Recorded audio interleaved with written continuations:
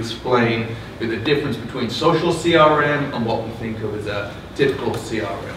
So in traditional CRM form, you really are taking leads in and prospects and taking them through the sales funnel to some sort of a transaction.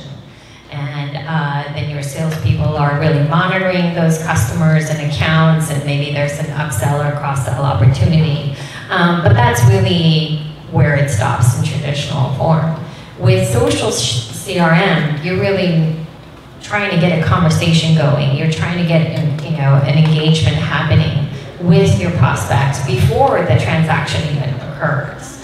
And that might take a little longer to get that transaction done, but what we have found is that it produces actually much more loyal, longer engaging, and higher sale at the end because you've built that relationship and you build that trust and capability over time.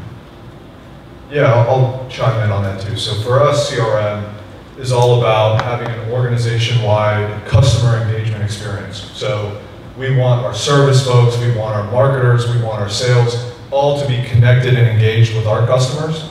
The social piece of that allows us to be very proactive in that. It allows us to know what our brand representation is. And when I am implementing CRM for a customer, whether it's a traditional retail brand who's very conscious of what they're doing, or I've done quite a bit with very non-traditional senses, chemical companies that want to know about brands that they sell their products to, things like that. It allows them to stay connected and engaged with end users and customers of their brands and be very proactive with that kind of data. I'd say there's one other thing too, is the traditional CRM, typically, I think Narine mentioned it, was talking about sales, right? And it's about selling something and then disengaging.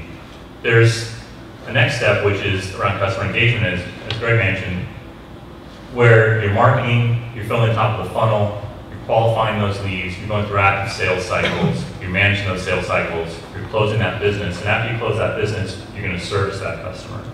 And so then you get into customer service kind of workflows, customer service engagement, and that can be customer service over the phone, on the web, through social channels. And so it's not just customer service within social channels. Every one of those activities throughout an organization has a social tie-in. They probably all have social strategies. The question is whether they're a cohesive social strategy where everybody's working together and everyone's able to see the same information and act on that information intelligently and drive the business.